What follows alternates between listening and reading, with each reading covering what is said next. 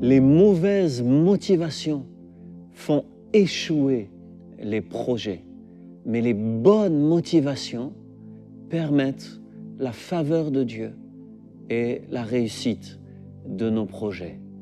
Aujourd'hui, j'aimerais te parler de l'union, mais avec les bonnes motivations. Je pense à ce texte du récit de la tour de Babel, où les hommes se sont unis, ils avaient de l'espace, du savoir-faire, un même langage et un projet gigantesque, mais c'était pour leur gloire, pour se faire un nom.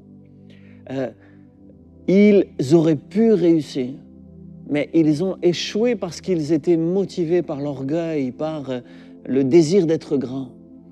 Et je pense qu'on a besoin d'être purifié dans nos motivations, et c'est de ça dont j'aimerais te reparler, te parler précisément aujourd'hui. Soyons unis, unissons-nous ensemble pour des grands projets, mais avec la bonne motivation. Des grands projets pour que le nom de Dieu soit glorifié, pas pour que nous soyons glorifiés nous-mêmes. Ce qui est interpellant dans ce texte, c'est que c'est Dieu lui-même qui s'est opposé à leur projet. Dans Genèse chapitre 11, « Faisons-nous un nom afin que nous ne soyons pas dispersés sur la face de toute la terre. L'Éternel descendit pour voir ce que faisaient les hommes. » Et puis Dieu dit, mais s'ils continuent comme ça, rien ne pourra les empêcher de faire ce qu'ils ont projeté. C'est-à-dire Dieu lui-même reconnaît que, unis ensemble, on est fort, on va loin, on fait de grandes choses. Mais Dieu va s'opposer à leur unité parce qu'elle est mal motivée.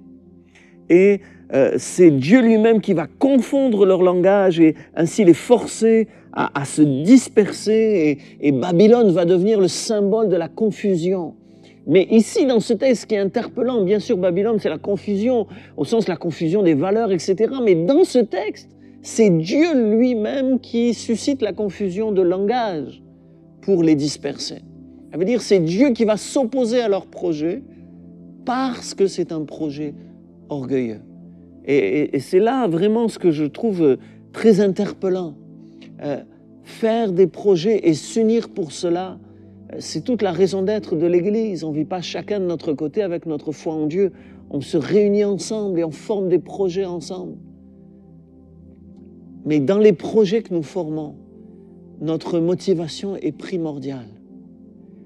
Dans les projets que tu formes, ta motivation est primordiale.